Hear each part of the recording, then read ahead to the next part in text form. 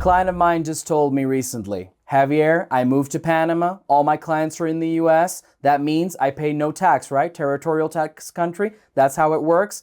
And I had to tell him, well, you know what? Not quite. Let's take a closer look. Hi there, my name is Javier Correa, and I'm a Research and Development Associate here at Nomad Capitalist, where we help 7 and 8-figure entrepreneurs go where they're treated best. Now, in order for us to do that, we have developed a comprehensive and complete and deep understanding of all the tax systems that exist around the world. And today's video is basically designed to address a lot of confusion that exists regarding the territorial tax system. So basically, this is the system that is in place in countries like Panama, like Costa Rica, and some other countries around the world. So basically, with the territorial tax system, you only pay tax on locally sourced income. That's it in a nutshell. That's the beauty of the territorial tax system. You live in one country, and you can rest assured that any income that is sourced outside of that country's territory will be free of taxation, at least in terms of your resident country, right? So if I live in Panama, I earn income in the US, that income is sourced in the US, there shouldn't be any additional taxation applied in Panama. I'll have to worry about potentially US taxation, depending on the type of income, but I won't have to worry on Panamanian taxation. Similar issue occurs with Costa Rica. Now, the thing is, often people confuse this and they tend to overextend its reach, and this is where many problems may arise. So in the case of passive income, if you're an investor and you have a dividend portfolio, my stock guys, I love you guys, I know you're out there. My Bitcoin guys, you guys are also out there. So, many of my clients, especially in the stock world, you guys love having dividend portfolio. You love having stocks around the world, and these stocks pay you out dividends, and this is fantastic. So in the case of passive income, like dividends, like interest you may earn on bonds or term deposits or things of that nature, then the income is usually sourced where the person paying you is located. So if I, for example, live in Panama and I own stock in McDonald's or ExxonMobil or another company in the S&P 500, then those dividends will be US source income, therefore taxable in the US, but not taxable, for instance, in Panama under the territorial tax system. However, where people usually get it wrong is with active income. So active income is usually sourced where the work is being performed, not where the client is located. So if I'm sitting in Panama City, let's say I have a beautiful apartment in Costa del Este. If you haven't been to Panama City, Costa del Este, wonderful place. It's like a more affordable version of Miami in many ways. I personally love Costa del Este. But let's say I'm sitting in my beautiful apartment in Costa del Este with my laptop. I'm performing some work through my offshore company, and I'm selling these services or these goods to clients that are located in Western Europe and in North America. Well, guess what? That income is Panamanian sourced.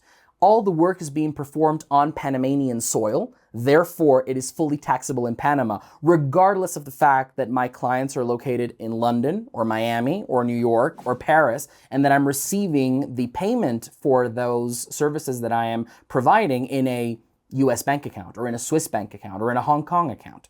So this is where a lot of the confusion arises. So in many cases, clients will say, well, I'm not going to worry. Panama doesn't have CFC rules. I'm living in Panama City. I have a Hong Kong company. No issues there, right?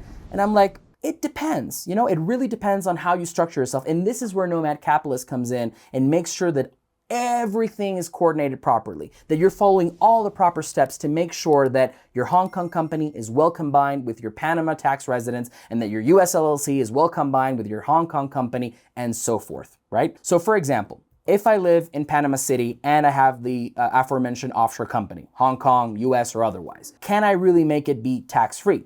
Yes, you could, but under the right circumstances, which are the following. Number one, the effective place of management of your offshore company has to be abroad. You can live in Panama as the shareholder, but any management decisions have to take place outside of Panama. That's number one, or outside the territorial tax country in general. Number two, any important contracts that you sign should be signed outside of the territorial tax country. Number three, any major board of directors meetings should take place outside of the territorial tax country.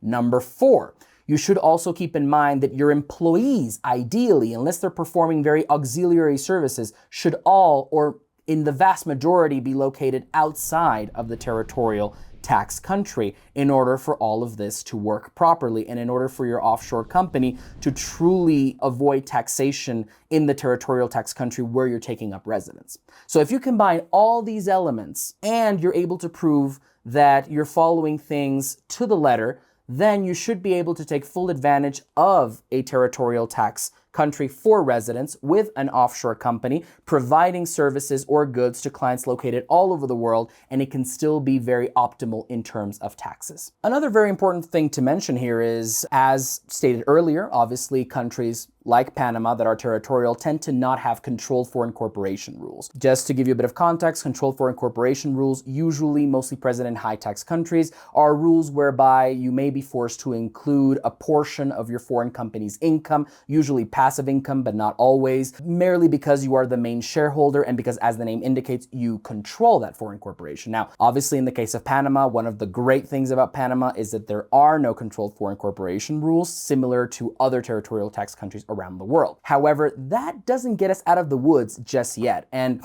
the reason why that is you still have to worry about permanent establishment rules. And all of this goes back to my explanation about active versus passive income. Active income is sourced wherever the work is performed.